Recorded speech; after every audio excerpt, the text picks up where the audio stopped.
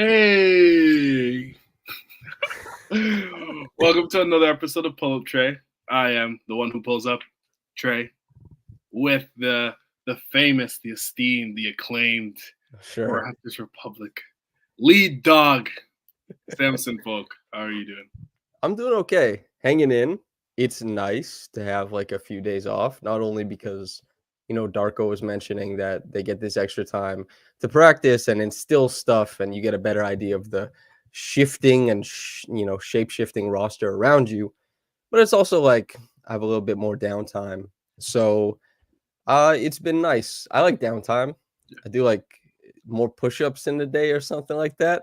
Because you've been working. I've been seeing for the listeners, I hope Trey is sticking to 2 a day because that beach race is in a month. I'm just so everybody knows. I'm locked in. I've given my best on the treadmill every day, so I'm ready to go. All right, we'll see. Built versus bought. Okay, that's. Anyway, we're here to talk basketball. Built versus bought applies there, of course, in a salary cap sport at times. But here's the thing, Trey. Pascal Siakam got traded. We're looking at a team that is in flux. I don't want to get too much of your thoughts on Pascal, but just give me your quick top-down view. I'll start off with the great stuff. Like, one of the best Raptors ever. I'm glad that he's going to a team that, A, values him enough to give him the money that he deserves, and also that will be a very fun team to play with and only accentuates all of his strengths. Now for the reality. Until the year 2025, I will not be cheering for this team to be successful. I do not care how valuable he was to this team, this country. I will be preying on every single loss for the remainder of the season. You're like the world's biggest Indiana Pacers hater right now. You have to be. I'm sorry. Then they have a tough schedule the next 2 or 3 games. So, have you been locked into every game? I've watched every single game since the trade. Pascal, and early thoughts? The defense, very, very good. You might have been right about the quiet quitting, but I still think they're trying to figure out like how to fit within like one his like isolation style and like 2 letting him be the ball handler while they work around him. Like they're still running actions with him, sort of like his own siloed offense, which is weird. It's been pretty clunky, the offensive stuff so far. Like a lot of the shots he's taken, because the dream was when Pascal arrives in Indiana, he's playing in this big open concept with Tyrese Haliburton where he'll have so many gaps to attack and everything like that. But the truth of it is that like actually he hasn't had very many easy shots. Most of his shots as an Indiana Pacer have been pretty tough. We'll leave that there. So Pascal is gone. My question is the trade tree question and trade valor, because people look at Donovan Mitchell, they look at Rudy Gobert, anybody that's been traded and said like, what did they return? Is Bruce Brown a branch in Pascal's trade tree if he gets traded, or is he a trade tree unto himself? I think he's a branch on Pascal. Like it's the only way you can stomach the trade, because like I know you already covered it, but obviously the return is underwhelming. You thought you would get a young star, or not a star, just any young body on the team, and they didn't get anyone. Looks like Bruce Brown's market is really hot, and if you're able to turn that into a younger player in a first, like say Dallas, for example, I could talk myself into Josh Green and 4 picks for Pascal. You'd be kind of gassed? I wouldn't be gassed, but I could say like this is the start of something. Okay, so you're like a little trade sicko. Not like full on trade sicko, but definitely more trade sicko than I give the people who watch the podcast. So we're gonna sit right here for a little bit. Trade sicko Trey.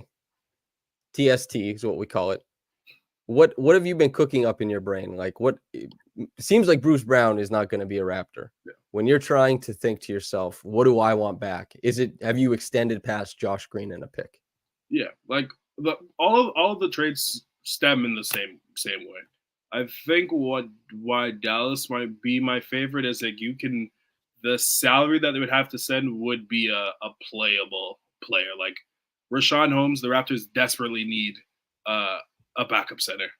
a center in general. Like you could get him, Josh Green, and a pick, and you have 2 playable players in your rotation plus a pick. But other than that, like the clear obvious one is like Evan Fournier, Quentin Grimes, and ideally you get a pick as well. Quentin Grimes, a guy who can really shoot. The Raptors desperately need point of attack defense. Like the fact that Darko said like maybe let's not play zone. Let's teach these guys how to defend. That's kind of what Indiana did this year too. Is Indiana stopped peel switching, they stopped nexting because Rick Carlisle. I remember I was sitting across from him last year, and I asked him. This was when he gave me props for understanding defense as somebody who watches, covers the game, which is actually not that common to be honest. But I asked about like emerging defensive trends, and he said, "I think the future of defense actually isn't like where you're kind of skipping steps and doing core coverage." I think it's like sticking your man, which is kind of like that's old head stuff a little bit for sure. But he wanted to, instill like that doggedness, like that I'm trying to guard my guy. I take pride in that. So he has the Pacers, or had for a long time, just like not very strong help principles. Like, hey, you're guarding the guy, like guard him. I wonder if the Raptors might do more of that when winning is maybe not as big of an ideal, which from some of Darko's quotes today seems obvious. His quotes over the past few days. I wonder if that's something that we might see. That's fair. I think the last one is from the obvious teams that have been mentioned with Bruce is obviously like the Lakers. Something like D'Angelo Russell, Max Christie in a pick works as well. Like Max Christie is someone I'm really high on. He's a guy that can defend as well. He has, although he's shot shooting well this season, he has a shooter's pedigree from high school. He's still fairly young, and I think has more creation upside than any of the young players that we mentioned as well. And he's an RFA, so you could sign him long term for fairly cheap, and still keep salary space for free agency. So if they come away with any of those 3, I will talk myself into this trade and say Masai cooked. Okay, so there's an avenue for you to be like, are you still on the knife's edge of like Jover, Barack, like the. So far the OG trade has worked so well that like it's earned himself like 4 to 5 months of goodwill for me. So okay, well, we just talked about the OG trade. Let's go to this next topic, which is Scottie in the wake of OG plus Pascal leaving. His, pursuance of stardom, as Darko said, the future face of the league. Some stats. So Emanuel Quickley, basically, this one's off the top of my head, so it might not be exact, but his assist percentage goes from like 15% to 27% from the Knicks to the Raptors. He is now firmly, a combine, a big machine in the midst of the Raptors' assist farm, which now, after realizing that Darko is donating money to 3 separate sick kids hospitals, the assist farm makes more sense. I wonder how long they had this in the works. Because when I was watching from the start of the season, I was like, did they really just give a guy an assist for that? It'd be like Dennis Schroeder like walked the ball up the court. He'd like toss it off to like Pascal or Scottie. It'd be like 9 dribbles later. They'd run a pick and roll and score. They'd be like, Dennis Schroeder assist. I'd be like, what the hell? I can't remember the team, but Dennis's big assist game, he had like 11 in the first half, and we were stunned.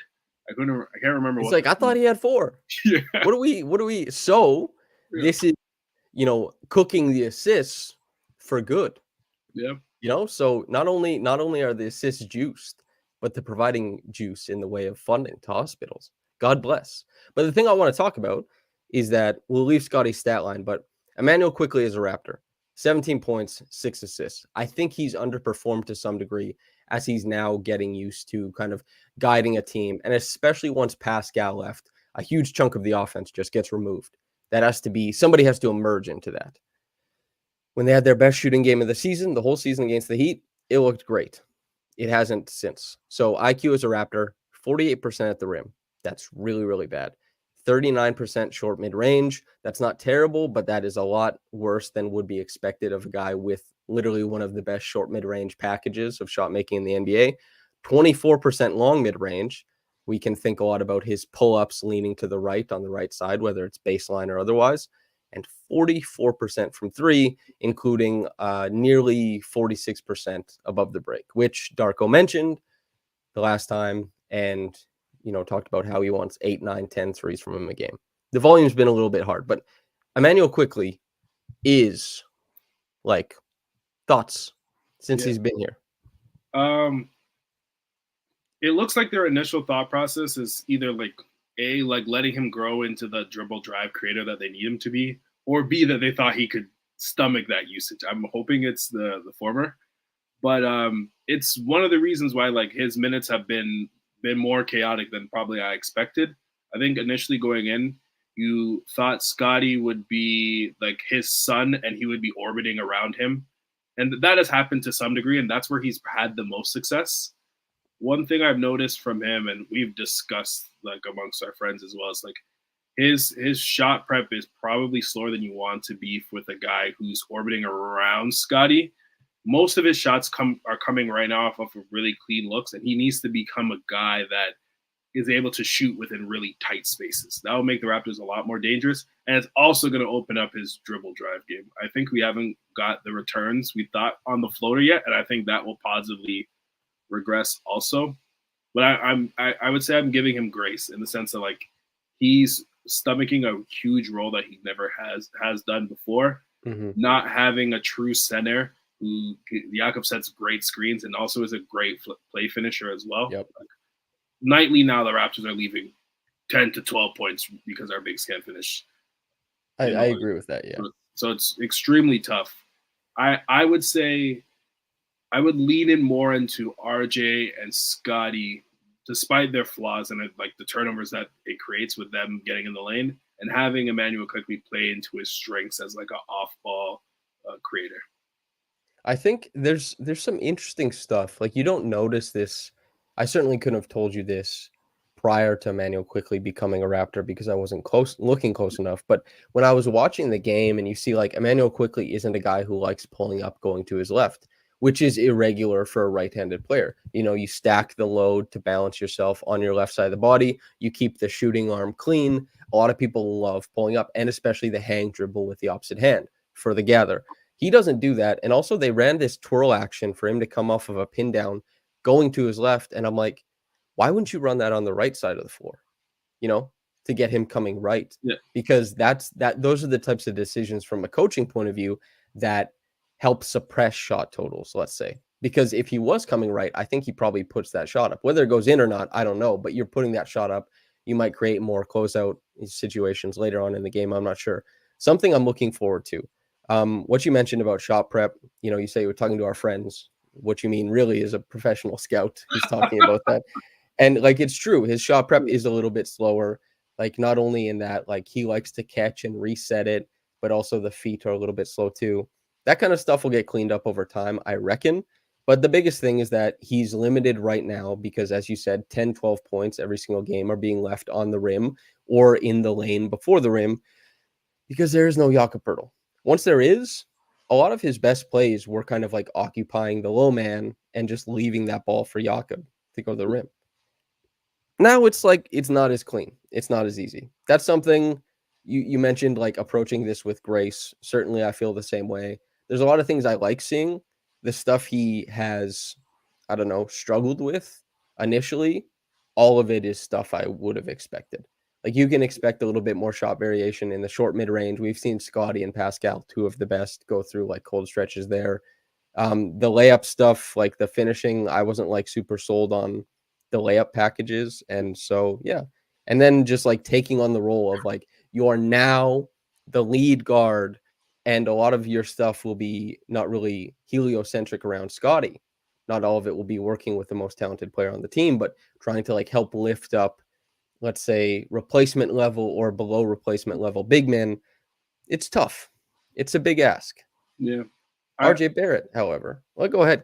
One last thing. I think one thing might be if he reaches to the level that one of our friends believes he can.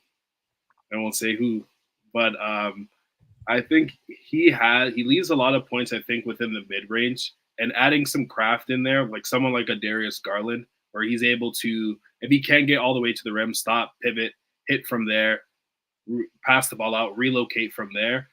It seems like right now it seems he is very more like a Maury type player where it's either a floater or it's either a three, and it makes me easier to guard. I think like next year would be, if he was able to add that within his game, it would add a lot and probably give him easier looks at the rim, I would say.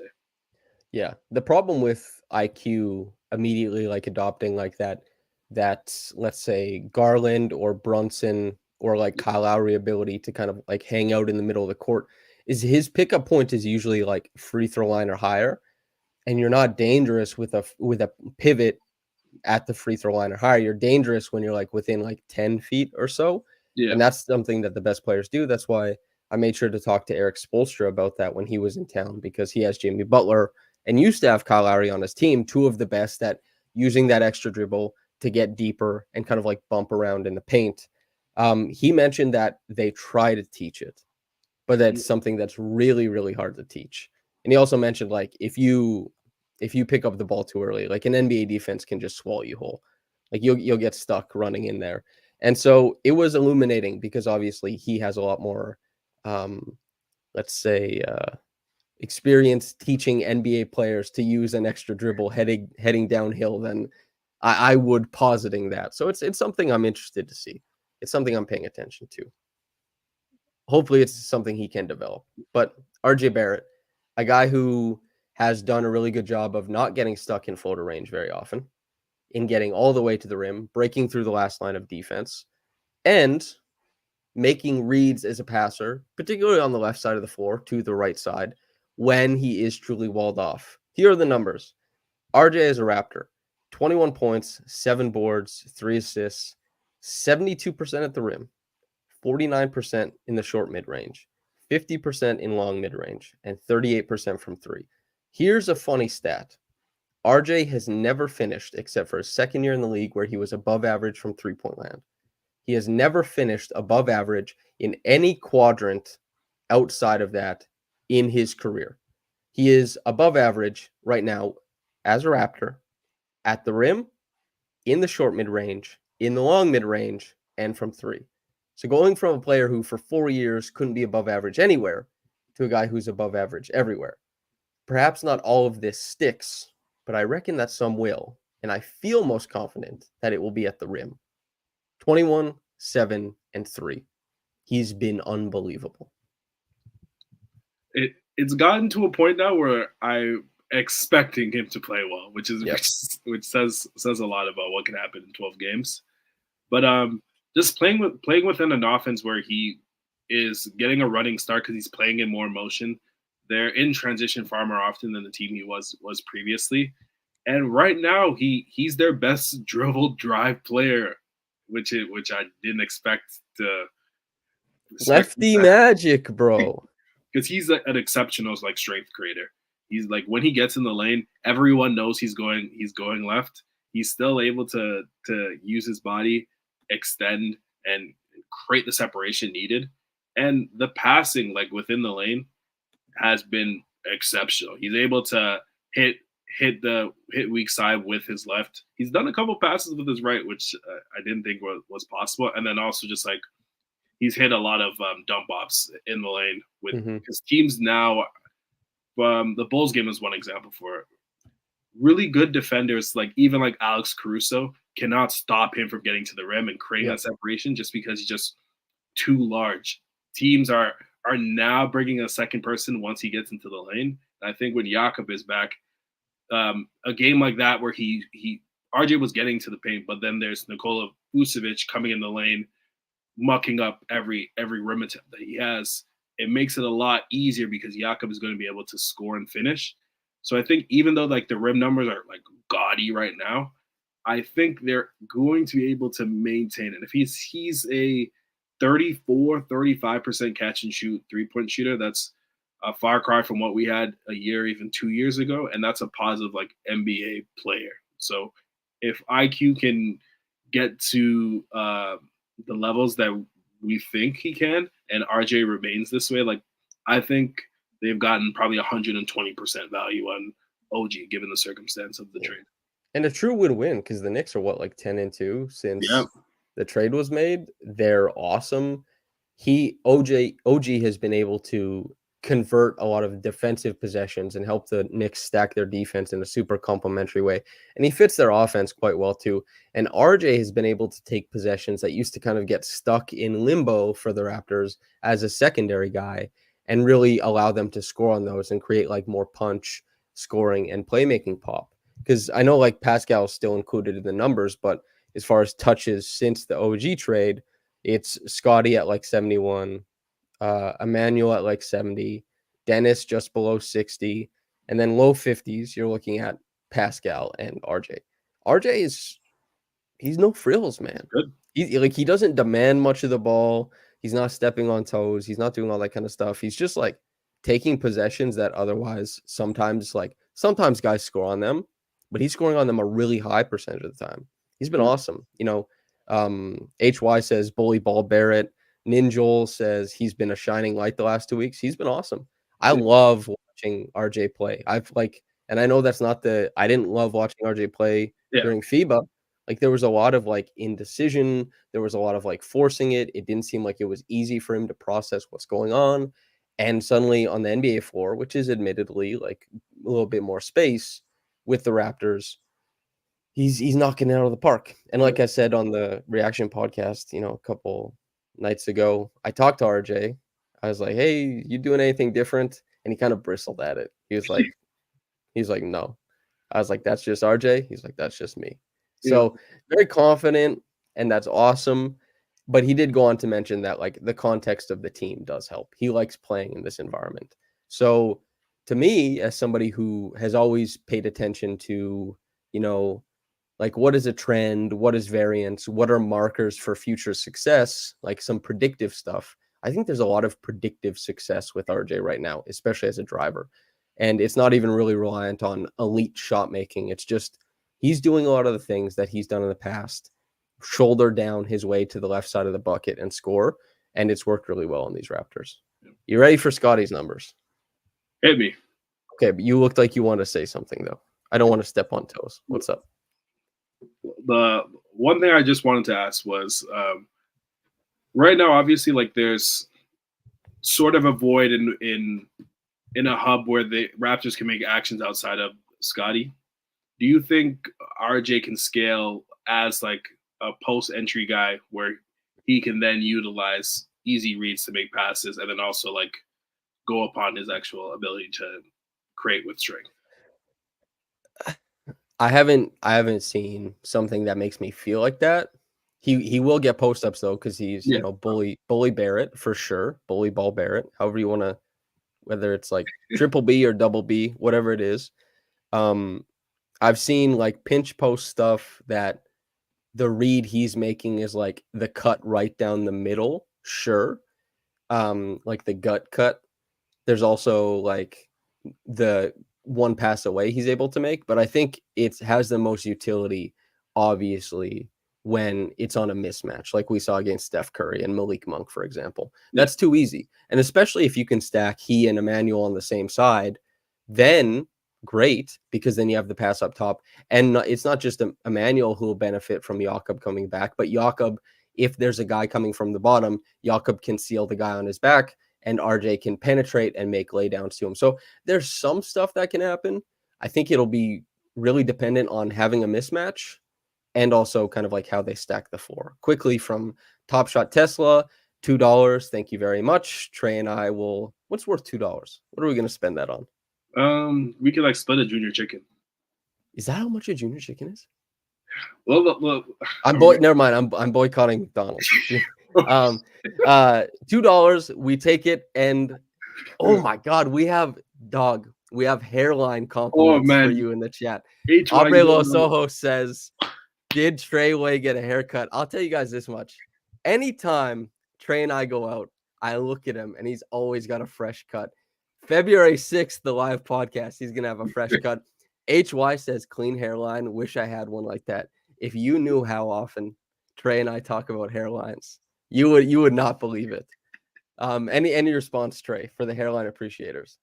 This for our group chat, this will be a monumental moment for me, because I've consistently said I have one of the best hairlines in the world. And hairline king. A hairline king. You absorb the hairlines of your enemies, and it keeps fortifying. Here's the thing, though, and like Kai, it's not you, man. I'm so sorry, but that's the thing is you got to understand the key to not having your hairline made fun of is understanding your own hairline. You can't step out too far. Like you can't think you're crispier than you are. It's just me and the father of ethical basketball duking it out. He does have a great hairline. Yeah. So something that we wanted to talk about today. The pick conveying. I'm going to send the invite to S. We're going to see when he joins. And we're going to debate whether the pick should convey this season. That's what we're going to talk about. You and S have had this out. We're going to have it out live. While we wait for him, there's something I wanted to ask you. Yes, sir. I have some names here. Nikola Jokic, Giannis Antetokounmpo, Luka Doncic, LeBron James, Carmelo Anthony. I wanted Pokémon comps for every single one of these. Did you meet the moment? I did. You want me to go each one? Or you want to go one each? Let's go same one at the same time, and we'll start with the one where I think we have overlap. Okay. Now, Snorlax is Nikola Jokic. Now, let me say this. Jokic is massive. He's huge. He's tanky. But he can learn anything. You know, like you could teach any move. And Jokic, I just watched him bang 2 triples down the stretch against Indiana. He can do everything. So it's multivariate. It's not like haha big guy. He also has like moments of like disengagement. Like I know we're in a Pokemon battle. I'm not engaged right now. And then Snorlax wakes up. He bashes everybody. It's the same sort of vibe. And the Poke Flute, you have to. It's like the Serbian music he listens to when he works out. You know. It's a perfect comp, I say. Okay, S, we're bringing you in because I want to. Do you agree with Jokic's Snorlax? Yeah, I love that. I love that a lot. Yes. Who'd you guys pick for Charizard? Just hold on. Just hold on a second. HY says hair transplant. I suspect S. This Are is you asking me? Well, the one episode I said that if you go to Turkey, I'll tag along, and it's because I said you were wealthy. Yeah. You're talked about when you're not around. I'm sorry to say. Anyway, so we're gonna finish this little Pokemon thing, and then we're gonna talk about whether the pick should convey. Okay. Giannis, Trey, who'd you come up with? Wait, can I ask you a question? How many generations did you go deep? First generation, is that what you got? Where'd you go like? I want to say 2. 2? I want to say 2. Okay. I think I'm 3 deep. 3, no, that's insane. Oh, hey man, I like Pokemon. Anyway, so Giannis, who do you have? Gyarados. Gyarados. Super big, super long, very very angry, a little one-dimensional, but it works every time. Okay. And also was underrated when he got picked up, which creates the Magikarp. Right? Yeah, that was what I was thinking. I didn't go Gyarados for Giannis. I said Groudon, but that's 3rd generation, so you probably don't know. Groudon is a legendary Pokemon. He's like a beastly, burly guy. He's that's the comp. We'll go to Luka. I'll start. Alakazam. Luka's the magician. Oh yeah. Alakazam is the magician. He's got the spoons. He's psychic. Bends the spoon. And because he's like a glass cannon, because he has incredible offense, but he can't take a hit, i.e. defense. So I thought that one like kicked ass. Who'd you have for Luka? I went with Blaziken. So you were 3 deep.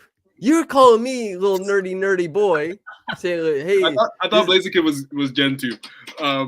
But yeah, he has several counters. Luka has every counter in the book, and he's like super fiery and is willing to fight. So I thought it made a lot of sense. Blaziken's one of my favorite Pokemon ever. I love the 3rd generation because he got Blaze Kick, you know? Okay. So LeBron. I chose Charizard because Charizard is the GOAT to me. You're underselling LeBron James, please. Charizard is the GOAT. How do I undersell the GOAT? What Pikachu the GOAT?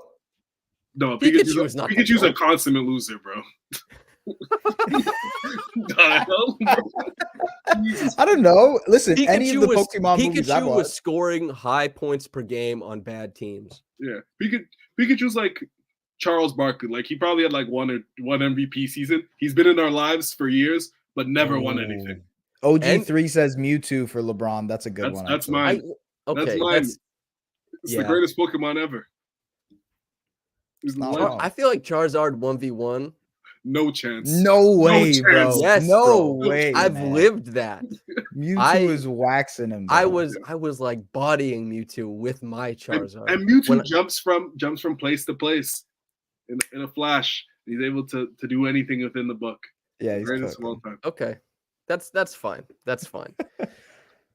Carmelo Anthony. This might be controversial, but is this your favorite? Yeah, I said Raikou. Your guy. Raikou. Yeah. give me the thought process here. A legend of the game. Every and okay. Raikou can jump from multiple different types. He has water type moves. He has fighting type moves. He has electric type moves. Carmelo has every trick in the bag as a scorer. Raikou. Yeah. Like the legendary dog? Yes. He has water and fighting? Yes. I didn't know that. Am I nerding myself? With you? Yeah, nerd. Nerd. That's you, brother. Okay. I had Poliwrath. Do you even know? Poliwrath's the little... He's the fighting frog. He's a beefy boy because that's what everyone. And here's the thing. Who's the shooter? Mello. Water gun. Okay. He got the fists on. People underrate his ability to go like bang around and get after it. So I thought Poliwrath. It's not so bad. I know that's underwhelming. Top Shot Tesla donated another $2. Said I'd be more impressed if this was Digimon. I watched Digimon, especially the first one. It had a bare naked lady song in the opening, whatever. The kid was like running around. Yeah. But here's the thing. I don't remember the name of any Digimon. Same. Yeah. But yeah. Anyway, OG3 says Charizard is Kobe. The pure hoopers think he's the GOAT. Are you calling me a pure hooper? A pure hooper analyst of Pokemon? I feel like that's hate. Ball don't folk. Anukarsh Gupta says Carmelo can be Pikachu if we're gonna say perennial loser. That's crazy. Carmelo revived New York. He Pikachu revived the Poké Center. Oh, right. Lord. He's spitting. But anyway. Here's what I'll say. If Pikachu had won at the start of his career and then lost the rest, then I would say something. But we're here to talk basketball. Is the pick supposed to convey? I'll let you guys take care of this.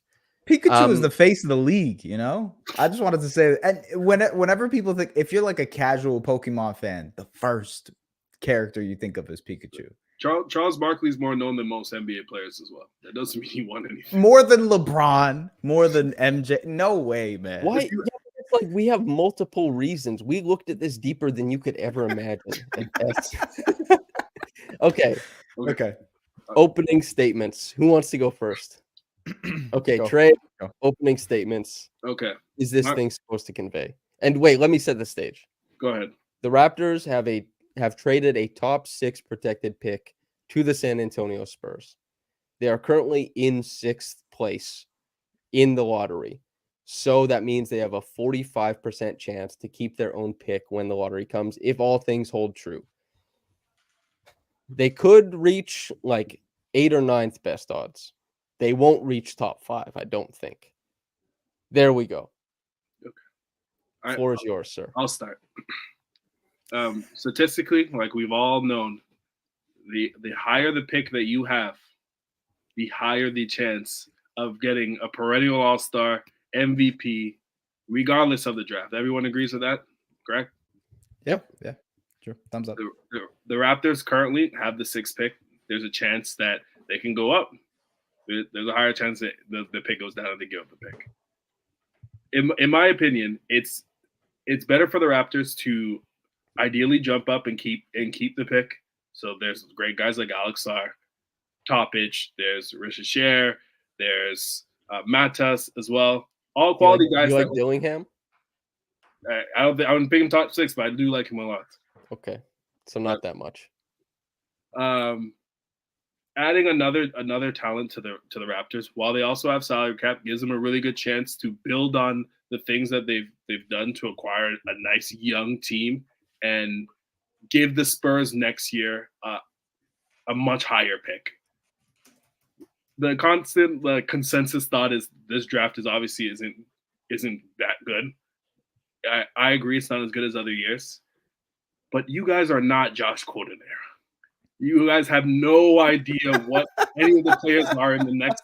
Wait, I'm okay. Fuck me. What do you say fuck me for? Like, what are you doing, bro? I'm not even calling myself a scout. We all had the argument. Anybody on this? Well, next year's draft is much better. Like when no one has ever done any work and knows any of the players in the draft except for Cooper Flag. The Raptors have the good thing about the protection is they could be bad next year and keep that pick as well. So I'd much rather acquire another talent, use the salary cap they have to make a much better team, and give the Spurs the worst pick possible. Esfandiar, you have the floor. I'm going to start my opening statement by reading the top 10 players in the 2013 NBA draft. Oh, my Lord. You want to extend it to the 15, please? Yeah, let me just go ahead. Let me just read it out. Anthony Bennett, Victor Oladipo, Otto Porter Jr., shout out Toronto Raptor, Cody Zeller, Alex Len, Nerlens Noel, Ben McLemore, Kentavious Caldwell-Pope, two-time champ, very nice, 3-and-D guy right there, Trey Burke, and CJ McCollum. Okay, that's three, maybe. Add other names. Oh yeah. I mean, yeah. If you want me to continue on, Michael Carter Williams, Steven Adams, Kelly Olynyk, Shabazz Muhammad, and then later on, there's this guy named Giannis Antetokounmpo that pops up. Right. But anyways, okay. Look, I can sympathize with the let this pick not convey this year route, but at the same time, don't you want to be in control of your own destiny, ladies and gentlemen? Don't you want to be able to dictate what you want to and are able to do moving forward in the future? That's great, right? Why are we getting a Meninist Andrew Tate speech right now? No, I'm kidding. I'm like 50% joking. Be a man, Okay, I'm 50% joking, but the real truth of the whole convey or not, I think a lot of it does have to go with the fact, and even if we were to remove the fact that this draft is weak and next draft we don't know what it is, I think it's all about having control of your future assets. If you were to let this pick go and you keep this pick, right? Top 6, whatever, you get 6, 5, maybe even you get 1. That's all cool. That's all dandy. But you also don't know how good you're going to be next season. And I think that is a risk the Toronto Raptors can't take, because I do not think that they are going to be going to get big fishes in free agency. Some of the guys that have been mentioned, I just do not think that that is a viable route or something that they can bank on moving forward. So if you're going to be bad, you got to double down and be bad twice, 2 seasons in a row in order to keep that, or actually 3 seasons in a row, because it's protected again in 2026, to be bad enough to keep it again. So that's my essential crux here, because I do not think that they can build a team good enough to be, 13th pick, 14th pick, 16th pick, 17th pick. Okay, maybe not 13th, but I do not think they could pick a non-lottery pick next season or build a team that's a non-lottery team next season. Okay. That is where the crux of my argument comes, but also part of it is pick flexibility. So let's say you end up being good enough next season and you end up being competitive enough, and you're like, well, we got to build around Scottie. We got to go and get this guy that just became available. You now have more control of your picks moving forward to go out and trade for that guy. So that's all. That's the opening statement. Okay. A couple questions before I continue. Okay. Do you think the Raptors in the near future are in any position to trade their own pick? Anyone? They could. They very well could be. Yeah. Maybe. Yeah. Yeah. But you don't know until you know, right? Like you don't know until you know, and you won't have control of it. You know what I mean? That's my. Yeah. All right. We have Trey on one side saying that y'all weren't in the gym. Quit pretending you're in the gym. You don't know what this 17-year-old is going to look like, which is a valid point. Yeah. Then we have S with a very strong debate strategy of requiring the other side to prove a negative. These immovable object, unstoppable force. Trey, continue. Okay. Also, do you know if the pick doesn't convey, for example, if the pick doesn't convey, that the 7th pick, it will be worse than any other pick that they get next year. Repeat that. What do you mean? In 2025, are you positive that whatever pick that we land with will be better than getting a top 6 pick? Well, mathematically we have to jump up to top 4 to most likely keep it. Yeah. Do you know this? No one knows this. You don't know this either. And right? NBA history says that you need to have really high picks in order to win games. I don't know if that's necessarily true, but yes, most times, yes, absolutely. You can make an argument for that. Yeah, I'll give it to you. The MVP of last year, what pick was he? Okay, what about the MVP for the last 2 years after that, bro? I'm just like, history says like you get a guy in that range, and it leads to good results. Even the opportunity cost of it is significant. My thing is that you can't dig into the unknown and pre-assume the value of this 2025 pick. Because even at the worst case scenario and they're bad 2 years in a row, that just means you got the opportunity of 2 great talents in the top 6 instead of 1. And it gives you 2 shots of acquiring guys that can either A, be with Scottie right here, or surpass him and be the guy that you need to help you win the title. I hear you. Have never had 2 of those guys. Vince and T-Mac. Vince and T-Mac.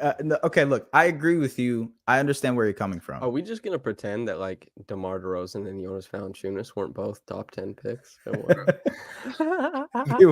They were franchise building blocks for a little bit too, right? Okay.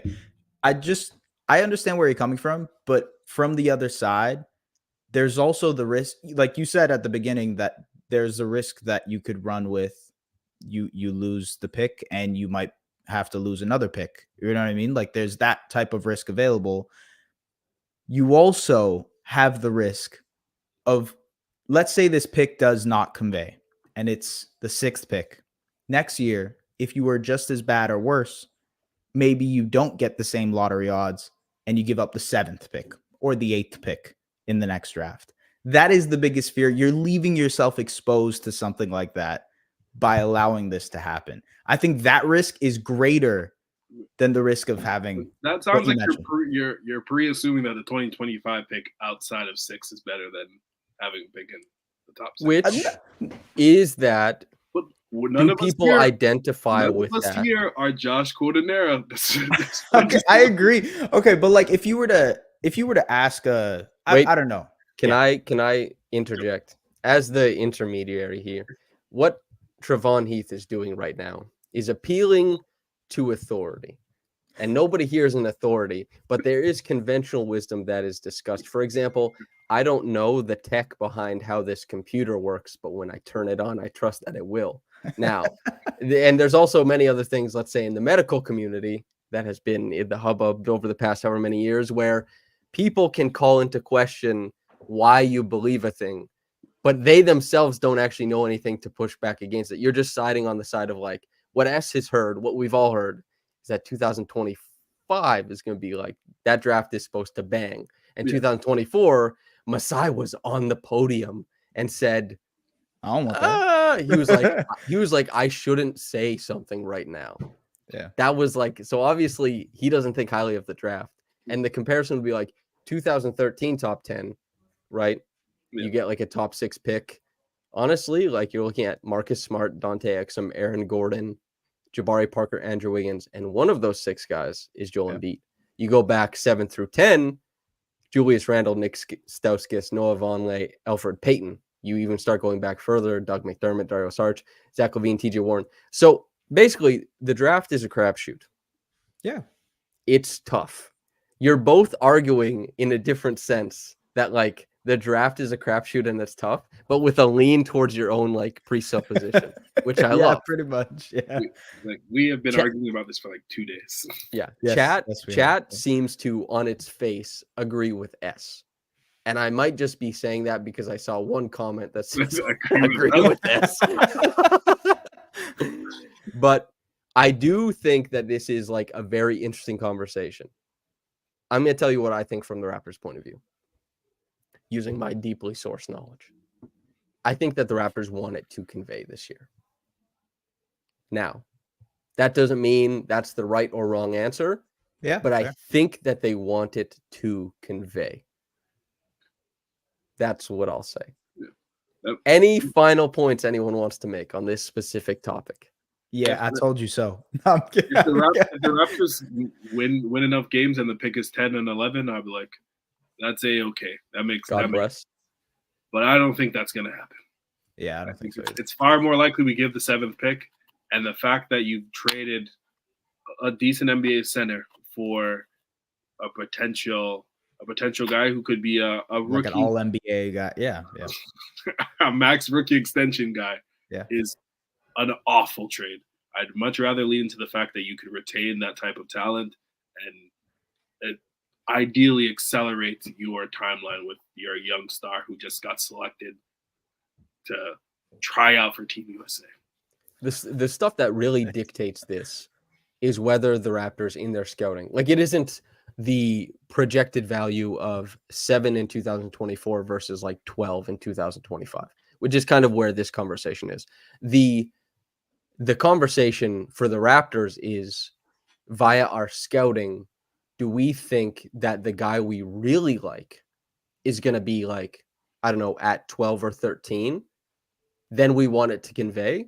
Right. Then we want to package Indiana pick, OKC pick, probably OKC pick, and see if we can jump up or maybe even add that Pistons early second, something like that. I think that is, something that is the biggest consideration for the Raptors is like who they like. Because in a draft, it's not about like, oh, is this a good draft? Is this a bad draft? It's like, do you trust your scouting? Is there a guy you like? Is that guy gettable? That's how you get Maxey at 21, for example, right? Or 20. Yeah. But that's where the conversation really sits. But then none of us here are in the Raptors front office. Nobody's got Masai on the phone. So it's an interesting conversation. For what it's worth, I could agree with Trey if it was let it convey top 10. And then, by the way, if they do end up going out and chasing free agents, like we've talked about it in our conversations before, like if they get like Nick Claxton, if they add like Malik Monk, whatever, in terms of what they can get via free agency, this conversation changes. The equation of this conversation changes because then next year's pick becomes, much less valuable. It becomes a 15th, a 16th overall pick, 7th, whatever, right? I just don't really have faith in them going out and doing like a Rockets type, we're going to throw money at these guys type of thing. I just don't see, I don't know if they've never really moved that way in the first place. And I don't know. I don't see them doing something like that either. Well, it's what Masai mentioned at the press conference as well, is that like a lot of the best free agents in the free agency pool that you would throw money at are former Raptors who like, perhaps that's not actually how it's going to shake out. Yeah. I do wonder what it looks like though, but it is like on its face, the value of like the 7th this year versus like roughly versus, or sorry, like maybe the 6th or 5th this year versus the value of 11 or 12. There are people who could, scrape data, do like a box score plus minus prior, and then tell you the average value of each slot. Mm-hmm. I'm not going to do that, but I'm saying that that's out there somewhere. Anybody can feel free to look. I don't really know. It's very interesting. I'll ask this, though, quickly. Do we think Bruce Brown, when he gets traded, returns a first-round pick for this season? Oh, for 2024? Yes. I hope it's a 2025 pick. I just feel like you're adding like what that would be almost 5 2024 first-round picks, which is just like, what are you? What's the point in that? I feel like they're probably gauging for 2025 or later than that, right? I would assume it's also it's availability as well. True. Yeah. It's the intersection of what, because some of the teams that want Bruce have first round picks tied up because of the Stepien rule and that kind of stuff. So we'll see what works out. But it is interesting because, like, yeah, would you feel like, let's say they do get a 2024 pick in that draft, do you immediately start saying like, okay, convey? Or do you think I'd rather, this is for Trey, do you hope that it conveys this year if they get a 2024 first rounder for Bruce? Or do you think I'd rather trade myself out of this situation at the draft than try and like have it not convey? If they were, say they get like another pick in the 20s for Bruce, I would be okay with the pick conveying at like 7 or 8 and then being able to trade up to 13. Because like and I'm not Josh Corner, but I have watched a bunch of these guys. I think roughly after like 3, to be honest, it's pretty much a crapshoot from like 4 to 15. And if you're able to trade into one of those slots, and you also get like a quality young player for Bruce, that's probably the biggest asset within the trade. Yeah. You get to 13, then it's no harm, no foul. There's an interesting one from the comment section. Minhaj Raman says, I'm going to play devil's advocate. The reason the 2024 draft is considered weak is because there are no projected quote unquote superstars. All the guys in this draft are seen as rotational players / starters, but not all stars. If we believe in BBQ, then we just need role players. Does that swing anybody? Is this new info to anybody? Does this provide different considerations around the draft? I would disagree that we just need role players. Is my thing. I agree with that sentiment too.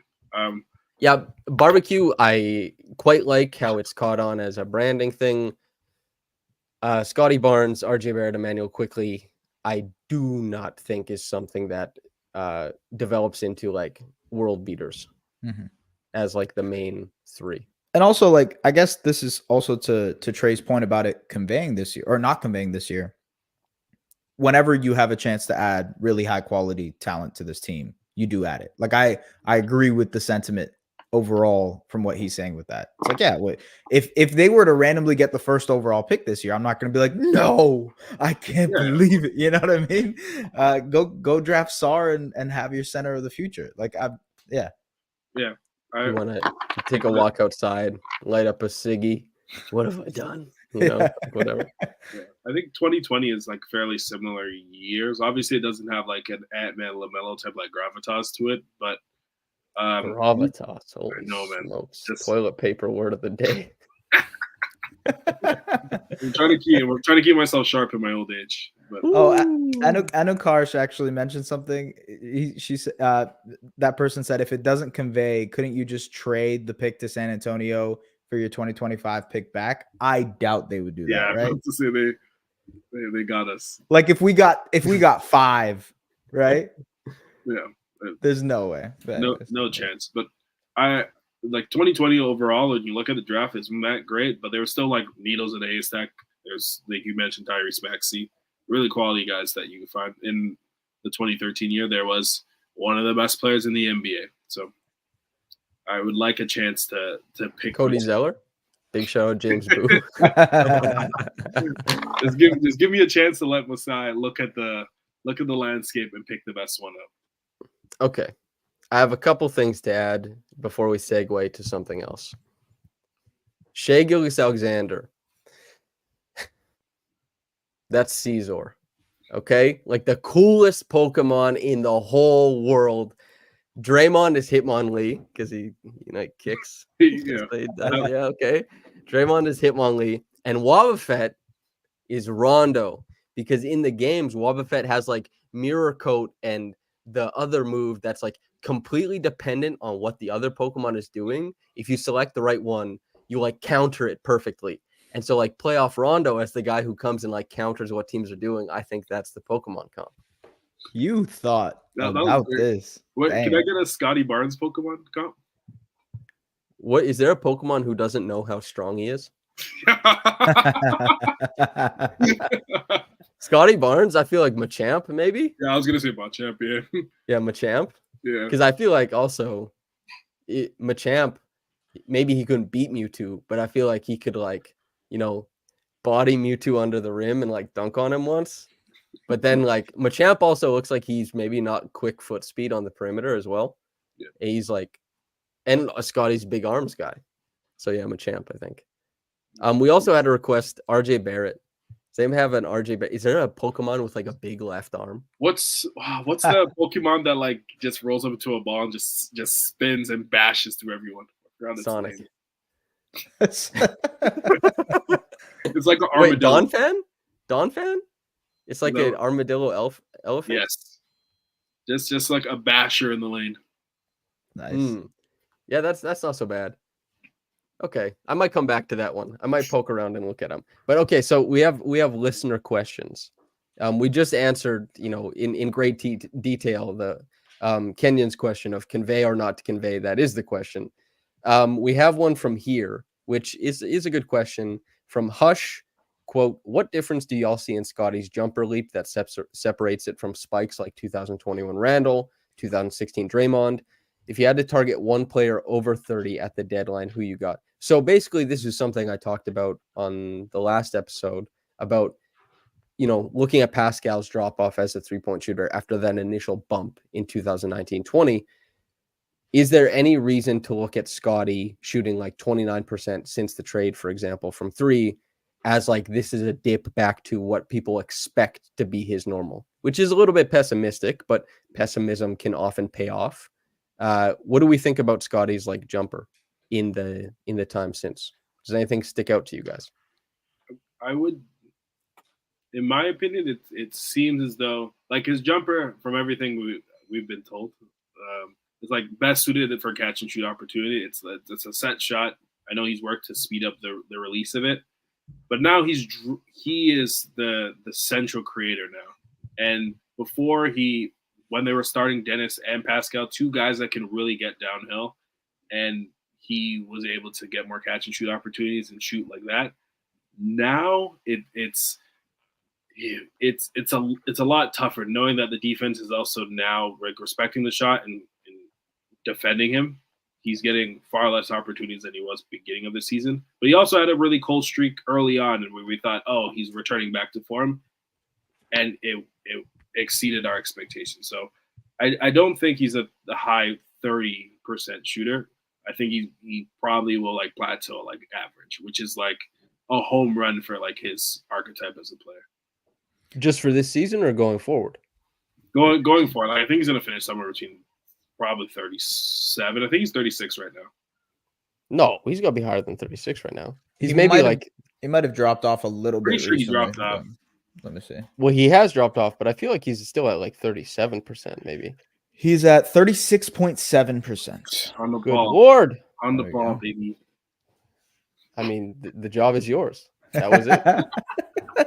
I mean, I agree mostly with everything Trey said. I think the main thing that I noticed when I went back and did comparing his shooting to Brandon Ingram's or Draymond Green's or Pascal's or Julius Randle's, it was like these guys, and even the guys who became successful as shooters, the catch and shoot number always goes up, and then eventually the percentage goes up with it. And then afterwards, they try to do more pull-up, self-creation stuff. Then you see the percentage go down, and then it eventually levels out because they have a more diverse shot diet of guys pulling into jumpers or catch and shoot jumpers. If Scotty is going to have this on-ball role, like you mentioned, like there is going to be, I guess, at least one or two pull-up jumpers a game from him now, at least from the 3-point line. So that's probably it. Like it just averages out to a certain area. So I don't know. I'm kind of repeating what Trey said, but yeah, that's okay. What it is. Got a bunch of pessimists over here. I'm going to take the optimist route. I think Scotty can hang around like 38, 39% at some point in his career. I have been saying this whole season, though, if it came back down to like between 35, 37%, I wouldn't be surprised. I hope the dip is done. And as you said, like if it steadies at this, totally fine. People would have been overjoyed if he made the leap to like 33 or 34%. Mm-hmm. People were losing their minds, correctly so, seeing it go up to like 40%, 39%. It hung at 38% for a while. But I'm a believer in it because I think his touch is insane. And if he keeps his shot mechanics simple and lets the touch do the work, recess, school's out. Vince, throw it. Don't aim it. Okay, I'm a believer in it. Good stuff. Good stuff. Yeah, I think that's a possibility. We have a question from T, a guy who seems to be a Knicks and Wolves fan, but is asking about the Raptors for whatever reason. Says, if the Raptors were to add a guard at the deadline to ease the creation burden off the young guys, would you prefer a pull-up jumper-centric player in D'Lo or a rim pressure player like Fultz? S, I'm going to you because you're a little trade sicko. Trade sicko S. I TST, posted one TST. little screenshot here. You have You made a whole long tweet of it. history. You I do have a history. we in the biz call it a rap sheet, is I what do we have call a- it. I've been trying to clean up my rap sheet though, because I don't even post little screenshot fanspo things. I did it today. Today I broke it. I broke the little. It just rap so happened that today was the day. This is like when we Yeah. talked to Keenan. We're like, when was the last time you were in Spacey? Like, I haven't been there in months. And then like 4 minutes later, he's in the Spaces. But Don't let them shame you. Do your thing. I know they shamed you out of doing draft comps, but don't let them shame you. Alexander Sars, DeAndre Ayton. yes, Let's exactly. Go. Let's go. I would rather pull up shooting, but I think the one thing I would prioritize is point of attack defense with that pull up shooting. Just any kind of resourceful defender, someone who can fight around screens. And I don't think D'Angelo Russell is the answer to that. It's also tough because even with Markelle Fultz, you're like, well, you're not getting that other side of the equation, which is the pull up shooting, but you are getting that point of attack defense. Hard to find a player like that can give you that level of offensive production plus the defensive side of the ball where he can be at least at a neutral level. So I feel like if I had to lean one way or the other, I'm going with the pull-up shooting, which is what this team desperately needs right now. When I think of it, I immediately think in a platonic sense, you want pull-up shooting. Okay. You want pull-up shooting in a platonic sense. But I think I like Fultz better than D'Angelo, especially because of the defensive utility. But then when I think about Fultz versus D'Angelo, I think about the spot that RJ occupies on the Raptors, and I think about Fultz offensively kind of harming that. Yeah. You know what I mean? Oleg. Okay, so Oleg, would you rather D'Angelo Russell or Markelle Fultz on the Raptors? Oh, that's a good question. D'Angelo Russell. Because he's D'Angelo Russell, for anybody you see Oleg, he's the hair inspo. Like that's anyway. He's like a handsome guy who dresses really well. For him. Yeah. Okay. Yeah, I think I will go with I will go with D'Angelo Russell because he's like on the Lakers. Just watched him yesterday. He was playing amazing defensively. I mean, he was playing really well. Like with the Wolves, like being very vocal. Maybe that's something that's good for people. But Fultz though, he's the people's champ. So okay. All right, noted. Trey, we'll swing it to you. Thank you. Give me deloading. Deloading. Okay. I think he's far less harmful within the lineup, and it allows guys to play more naturally than what they are currently post Pascal trade. Like Quickley is able to play like the shooting guard that he most naturally was beside Brunson. RJ still has an open lane because D'Lo's still a very good shooter. It allows Scotty, even in some sense, to ease the pressure off of being the on-ball creator. Allow him to play lower within the offense, which I think still offers like his most advantages. And D'Lo is still like a pretty good pick-and-roll playmaker. And pairing him with Jakob would create a really good offense. The defense is going to be very terrible, but the defense is terrible right now. So, and the pick doesn't need to convey anyway. So.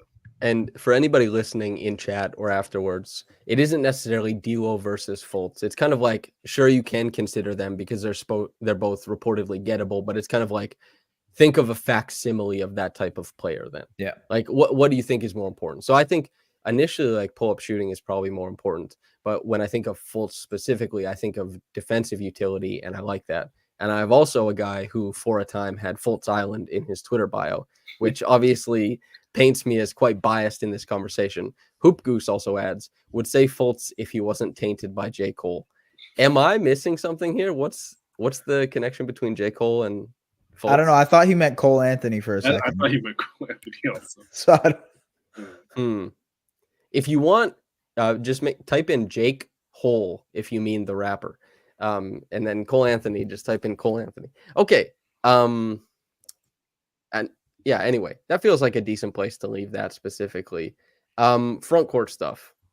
Does anybody think that they should be adding front court help at the deadline? Yes. 1,000%. 100%. Please. No question. Yes, please. Jonte ain't got the knees, man. No. I'm sorry. Okay. I love him. Who are you guys looking at then? PJ Washington. Is PJ Washington really a big? He's not an actual big. He's a little tweener. He's a little tweener. He's a little tweener. I give me a little tweener. The Timberwolves said, let's forget about the game and just keep passing the ball because it's so easy to score in this little game. Hey, to Cat's demise, to Cat's own demise, he tested PJ for 62. No, I'm kidding. I'm playing. But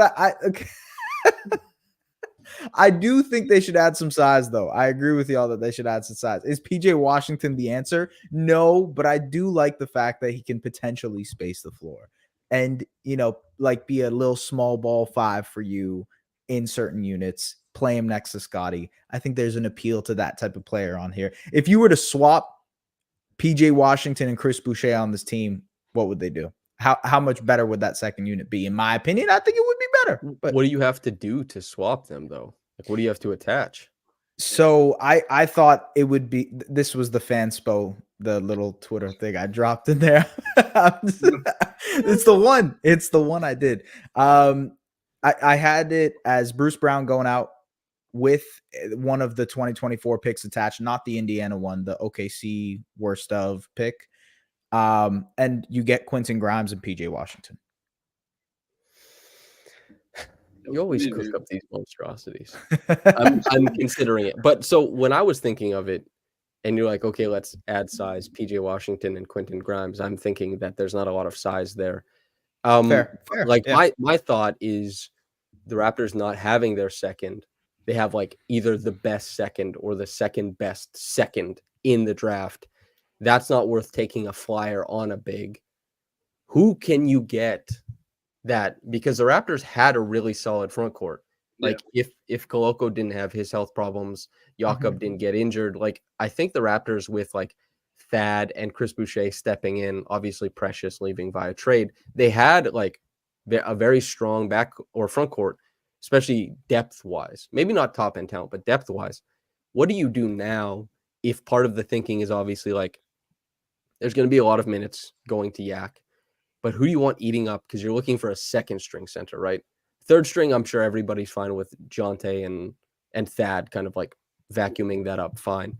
Maybe it's different depending on, the matchup on a given night. But who are you actually looking for in season?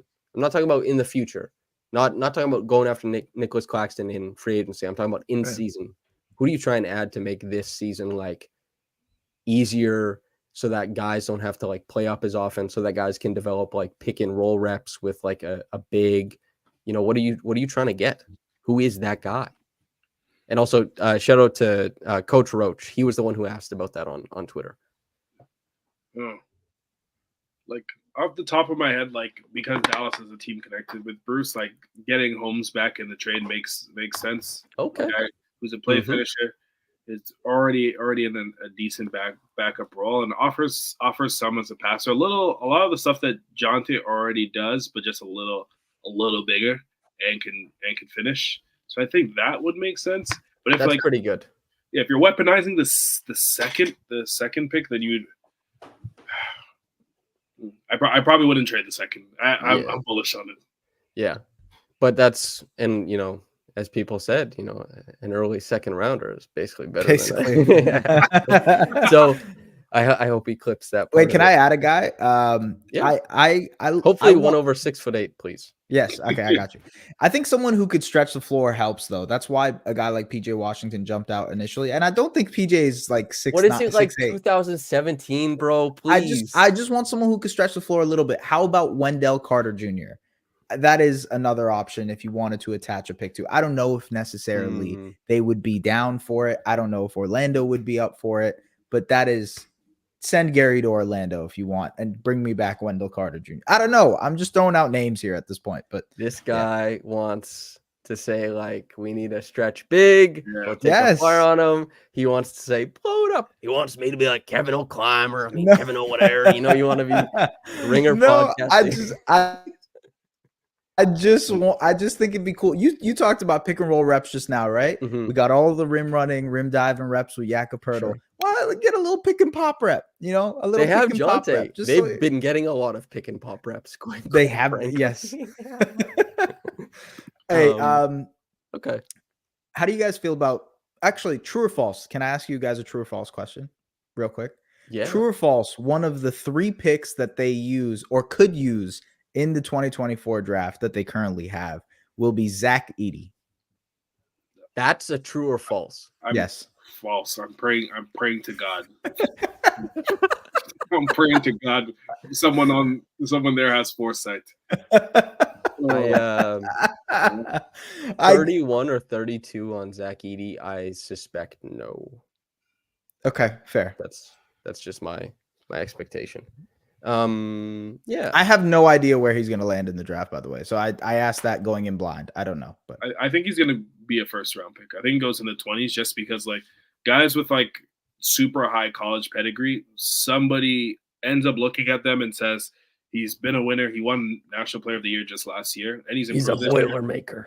Yeah, like Tyler Hansbrough still went, I think 15 or 16. I think he was 13. Oh, yeah, it was part of that draft lottery. Jesus, and that's because just like someone believed that it would translate. Just because production is sometimes hard to ignore. Yeah. Okay. This is kind of like add whoever you like. This is from RRMD. Big shout out. I talked to this guy and he was extremely kind. He says, who should a realistic target at center be for this team in the long term to pair with Scottie, IQ, RJ? Poeltl is contracted till 25-26 with a player option for 26-27. Can it still be him? Where does everybody settle on the front court situation? Is Poeltl contract-wise is part of the future? He is a part of the core. Do we think that he is in actuality rather than just in, I guess, the M's? Minhas says Miles Bridges. Bro, please, enough. Oh, my Lord. Come on, bro. Absolutely I not. know you're joking. Anyway, go ahead. A center question. I think Jakob is a dynasty after you type talent, but I think he's a really good MVP. He's really good. If Kawhi would have re-signed, Jakob would have literally been a dynasty starts after you player. But I think he's a good center. I think because of his like lack of mobility, it takes away from the ceiling of Scottie's passing. And he's already shown like within the minutes with Koloko that he can scale up to a really good vertical passer. And if we add that into the offense, it's going to allow him to be a better dribble driver because it takes away that big. Yeah. So I would another big that would be good on the Raptors, Nick Richards, Jamaican from the Charlotte Hornets, by the way. It would be good. But okay. I think a guy like Nick Claxton long term makes a lot of sense. A guy who rebounds the ball really well. Yeah. He's a really good vertical spacer and loves to get up and down the floor, which fits everything what the Raptors do. So I think it would be exciting. You'd probably have to change your defense. You're probably more of a switch team now, just because he's on the thinner side. But I think playing with a more switchable team that is focused on creating turnovers. I would not necessarily Nick Nurse like extreme, but allowing that to generate more offense for Scottie makes his life a lot easier. Okay. S. I'm just going to be out here repeating Trey points, man. That's fine. Yeah, I look vouch 100% on the Claxton front. I think him and Scottie would pair extremely well. The vertical threat aspect is something that's appealing. I will just pitch an idea that potentially, hopefully, whoever this next center is a guy who can also maybe space the floor for you a little bit. So I understand the value of I understand the value of Nick Claxton and I understand the value of vertical spacing, but I also think it's compelling to maybe add a guy who can stretch the floor for you a little bit as well. Now, to be fair, there's like maybe 4 guys in the NBA right now who can do that proficiently. It's like Porzingis, Miles Turner, Chet Holmgren, Wemby. And I don't know. I'm probably missing on a few guys. Vucevic. No, Vucevic isn't a good rim protector. You know what I mean? So, like, I don't know. It's just hard to come by those guys. So if I had to lean one way or another, I can see Nick Claxton being a very, very good fit. And by the way, shout out to Jakob because he is good and he's perfectly fine. Like, he is a good stopgap option. But if they were Eswan's Jonte, I want if Jonte was like 7'2" and could shoot the ball, and maybe, you know, if he was the same height and could jump 5 inches higher. Yeah. The stretch 5 thing, I think, is just so funny because if for whatever reason people considered Pascal Siakam a stretch 5, they'd look at 32% from 3 and they'd be like, yeah, he can kind of shoot it, he kind of shoot it. But it's like the stretch 5 is like, as you said, there's like 4 guys, 4 of them. And so we'll see. I'm glad you're here for this one, S. Our dear friend Baker. He asks something about basketball, but the most important part is Samson versus Trey, 1v1 on the outside, press man-to-man. Who's getting the best of who and why? Okay. What's the answer, bro? We need listen, the third party. Scouting report here says that the size advantage that Trey has will pretty easily, even if it's not on the first possession, eventually tire out a man like Samson Folk. That being said, the speed and the coordination of a man like Samson Folk, and just the agility, the ability to beat him off the dribble is an aspect that I think Samson could really thrive in. You think he's gonna wear me down? Yes. You think he's gonna wear me down? We've already seen this in pickup. There's been multiple times where the ball is up in the air. Who comes down with the ball? Dog. Your points per game against me in pickup literally drops by like 8 when I'm across from you. And this is football. This is football. You think Trey can hold me at the line? You put a linebacker on the outside against the only white, am I allowed to press? If I'm allowed to press, then he has a really he's saying press. Oh, press, you have a problem. Yeah. You can't put a hand on me. Cap. Okay, like I'm a ghost. Oh man, dog. I think the size advantage, like if I were to go one-on-one, if you guys were to play one-on-one, dog, it's a disadvantage. Bro, on offense, he's just bully balling. They're saying it's Samson versus Trey one-on-one on the outside. Yeah, he's gonna just take you inside. No problem. I'm pressing him, keeping him on the sideline. It's a very hard throw for the quarterback. Oh my God, I'm getting inside literally so easy, bro. If you try and press, I'm going up and over. Okay, big body. Trey's just barreling over you, bro. You in Mexico on the beach.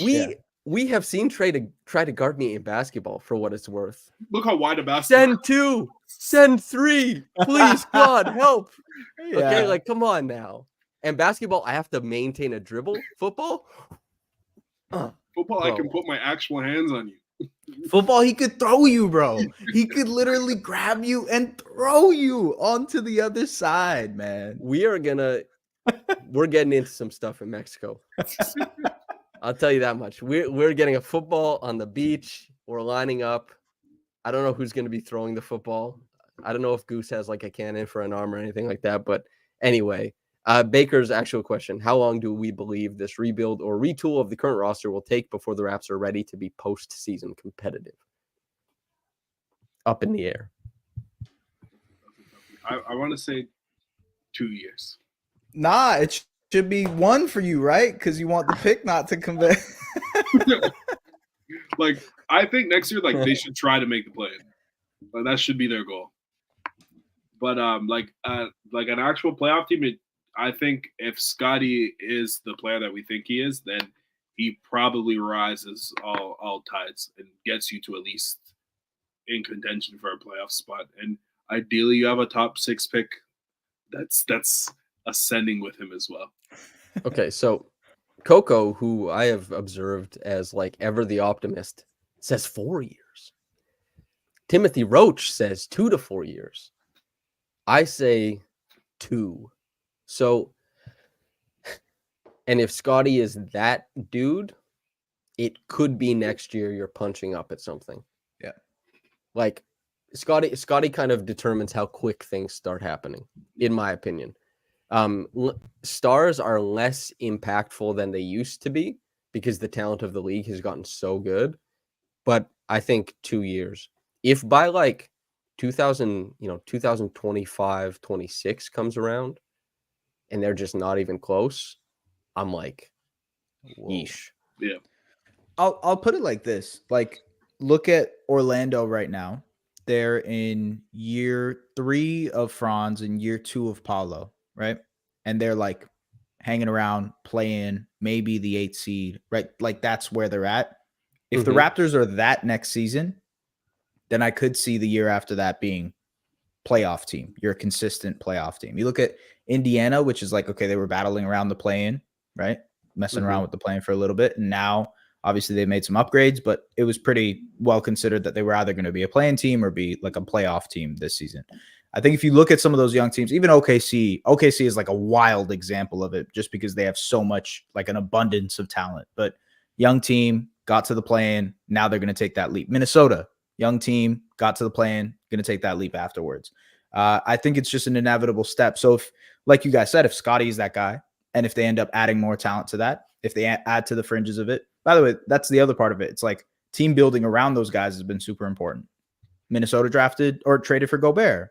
Orlando obviously drafted Paolo, but then they like retweaked their roster, added Wendell Carter, added Fultz, lots of there's ways around it. So I don't know. I think you got to add talent to it, but it's possible in 2 years.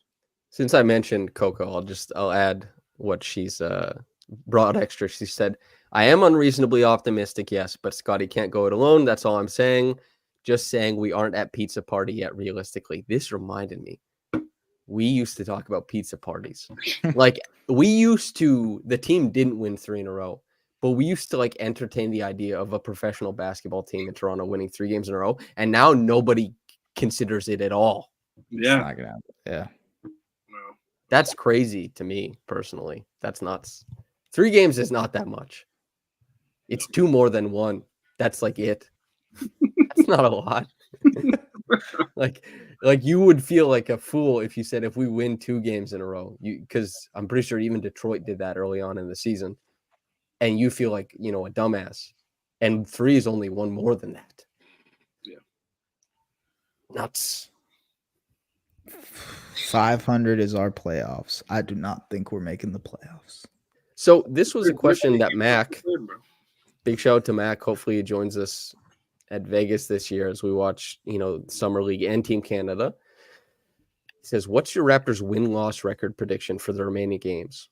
That's too much. I don't think I can compute that in my head. Yeah. But like not good. I think they will end up being 10 games below 500 like they are now, or 12 games, whatever. What? You think it'll be less? Like, well, actually, wait, sorry. More. You're right. I'm tripping. I'm using 500 ball the whole way. Okay, you're right. You're totally Would you like to know their record in their last 10 games? Let's do the last 2. 2-8. RR says great statistical analysis, Samson. Thank you. I really put my thinking cap on for that one. They are only a game and a half back of Brooklyn. They are 2.5 games back of Atlanta, which is the last play-in spot. I just don't know, man. Like the play-in sounds, because it's like a big swath of teams. Since it is 4 teams, it sounds like doable. But I don't know. It's tough. Yeah. Very tough. I'd love it. If this team went to the play-in, I'd be overjoyed, over the moon. Yeah. I don't know if I see it, though. But how about Jakob coming back could change the equation quite quickly, I suspect. what is the final win total is probably a better question. They're at 16 right now. Do they get to 30? I don't think so. Am I like a little baby coward if I say like 28 or 29 wins? Yes. That feels low. But on the other hand, they haven't won a game in their division, and they'd be the only team ever who couldn't do that. And just like, what the hell? I don't know, man. I'll say 31. But that means, God, jeez. I'm just like staring at numbers and saying 31 is 15 more wins the rest of the season, by the way. How many more games do they have if they're 16 and 28? So they have like a 28 more games? Yeah, They'd be over 500? 38 more games, I think. Wait. No. If they've played 50, they played 44. Yeah. So they have 38 more games, right? Yes, I did the initial math wrong. Nice. Well done. Math podcast. Oh, yeah. So 38 more games, 15 and 23. I don't know, man. I don't know. It's on the higher side, but that's not doable. I'm going to say yes. Yeah. 15 and 23 they can do. 31 wins. Sure. Apparently they are top 5 easiest schedules moving forward. So nice. whatever that means. Whatever that means. Yeah, I'll go. They go north of 30. Yeah. I'll be the brave one. I think it's probably 27, 28 games. But how many of those games are you going to enjoy? Every single one. All smile watch. Despite all of the losses, my smile has been intact. Like the Raptors as it should be. Wanted to do. As it should be. Give me a smile, Trey. Masai. All right.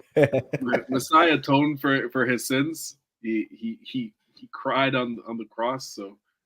Oh my God, man. We're both. I'm ready to go. Barbecue era is gone as I expected. Mixing a lot of metaphors here, but okay, yes, like all good. That I feel like we answered most of the questions. Yeah. Do you guys have any other conversations you'd want to talk about? Like, does anything else interest you about what's happening with the team before we get out of here? I guess at the deadline. I know we have fun stuff coming from that, but I guess do you think the Raptors should sell on the remaining veterans or keep them around? They've got to go. It's time to go. Time to go. I mean, like, if the right deal is available, Bruce Brown, I think is like a foregone conclusion at this point. But when it comes to Dennis and Gary and Chris, I think it just depends on what's available. Gary could be interesting because teams will always love getting like a nice little shooter off the bench type of thing if you're trying to compete. So yeah, I don't know. Could be interesting. I think Bruce for sure though, like for sure. Yeah. Terrence Davis returned a mid-second. Crazy to me. Wow, absolutely nuts. Yeah, I wonder what comes back with that kind of stuff. Coco says her RJ Animal comp is a badger. Is there a badger Pokemon? I feel like there is. There has to be. But yeah, we'll find that later. Outside of that, was I going to talk about anything? Did I have anything in mind? I don't think so. Yeah. I don't know. Maybe some guys get traded. I guess we'll see. Can I do the hashtag ad? Okay, so I have news for everybody listening of what you, the listener or the viewer, will be doing on February 6th. It'll be downtown Toronto at Rivoli. Last year we sold it out. Go to RaptorsRepublic.com and buy your tickets. The guest list as of now, the 3 men standing here, myself, Trey, S, will all be there as panelists. There will also be William Liu, Blake Murphy, Andrew Damlin, Iman Adon, and to be named guests that we are still working on securing, etc. So it should be a super fun night of talking just before the trade deadline comes around. Last year was a total blast. And yeah, just like outside of a collection of people who hopefully you don't mind listening talk basketball. Also the afterward stuff, hanging around, chopping it up with people is like a ton of good fun. So do you guys have any expectations about that night? No, don't throw tomatoes at me, please. Yeah, I was about to say, don't hate me. But yeah. You think that's a possibility? That's always a possibility. Yeah. Did anybody get booed last year? I don't think that happened. No, I don't think so. No. Also, maybe like when they said something, I can't remember anybody getting booed. Like there were people who got like applause. Yeah. So if you like, maybe you guys will get some applause. That'll feel nice, right? Yeah. Like It'll be Trey, I remember you asking me after the one live podcast, you're like, do you feel powerful? You know what?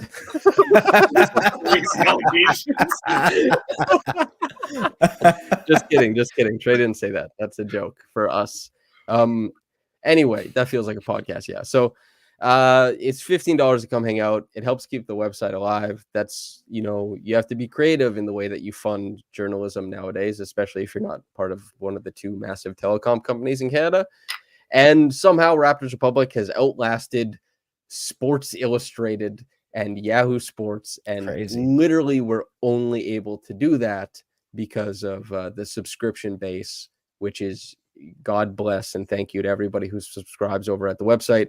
And and stuff like this, the RR 3-on-3 tournament, the live pods, the live watch parties, all that kind of stuff is a boon for the website and helps foster community for Raptors fans, which I think a lot of people have like a big interest in the Raptors, to the point that you would listen to podcasts about it. You would go to a live podcast. It's like you probably want friends who have similar interests, and that's a great place to meet people like that. I know like it's a live pod, but it's also like, I don't know, go make a friend.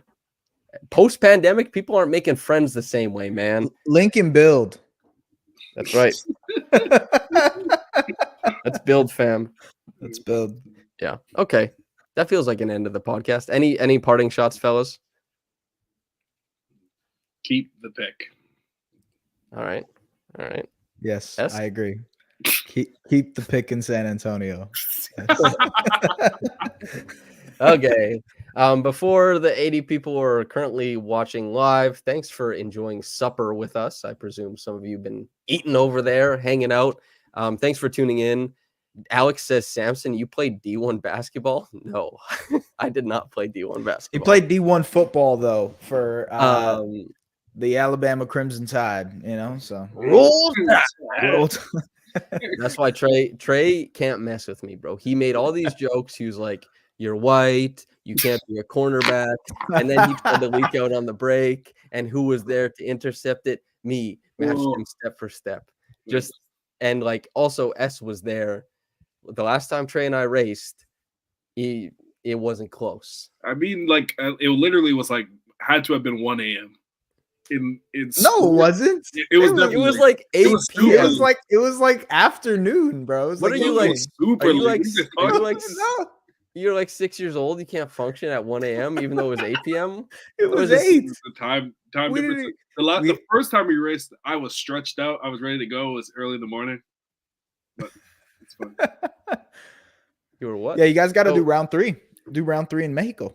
That's right, on the beach. RR says, who still calls it supper? Dinner? Yes. I don't know. Is that like a Saskatchewan thing? You're the only person that knows this is supper. Yeah, supper is definitely yeah. In Saskatchewan, they would call chocolate milk Vico. Kind of how you call tissue paper Kleenex, right? Right. The chocolate milk that was in Saskatchewan was called Vico. Also, everyone knows this. They call these things like bunny hugs instead of hoodies, which is a crazy one. They call it's right there. It's where the hot air comes out of. I call that a register. Oh, right. You guys would call it a vent. Vent. I don't know. I don't know what else other things in Saskatchewan they say weird. But there's some of them that I do say. But then some things I don't say. Like you guys say pop, backwoods fellas. I say soda. Soda. Like an elevated individual. Nah, it's pop. It's pop. Before we get out of here, can someone tell me some like Toronto-based stuff?